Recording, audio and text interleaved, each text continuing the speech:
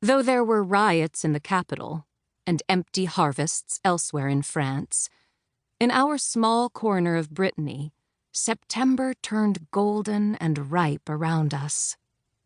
Thick shocks of wheat stood in the fields waiting for threshing, and the apple trees drooped beneath the weight of the harvest. Everyone was busy from dawn until dusk. No one had time for revolution. Still, when Jacques came galloping recklessly into our inn-yard, his mouth as full of gossip as his saddlebags were of mail, everyone flocked to him. The men were eager for news, the women for Jacques' wink and mischievous grin. All the unwed girls dreamed of joining him in the daring exploits he bragged of while they sat, doe-eyed, at his elbow. Almost all the girls, that is. I was never taken in. I heard his stories. How could I not, when it was my job to serve the drink to everyone who came to hear him? But I wasn't fool enough to believe them.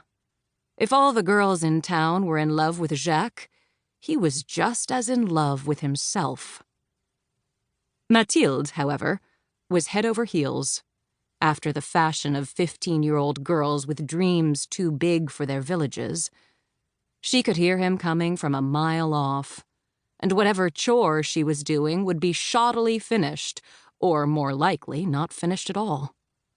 Once he arrived, all she would do was see to his comfort and fill her head with his boastful stories.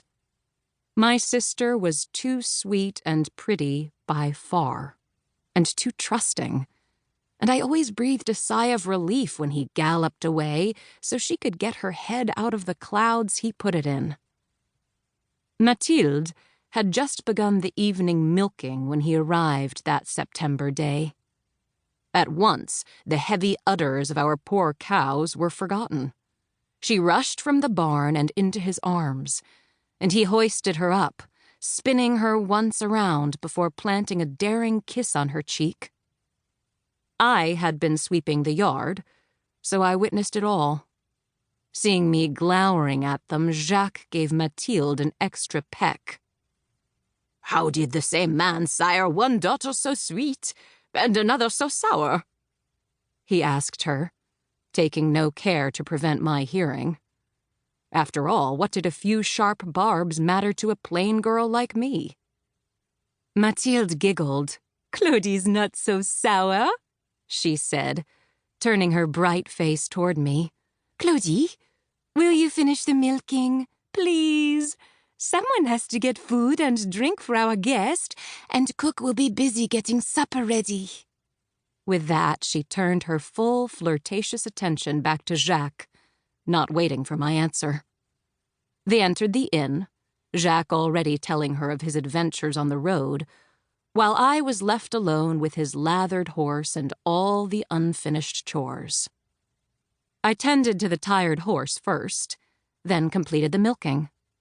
By the time I trudged inside, lugging buckets of milk in each hand, a small crowd of village girls had gathered and were hanging on Jacques' every word.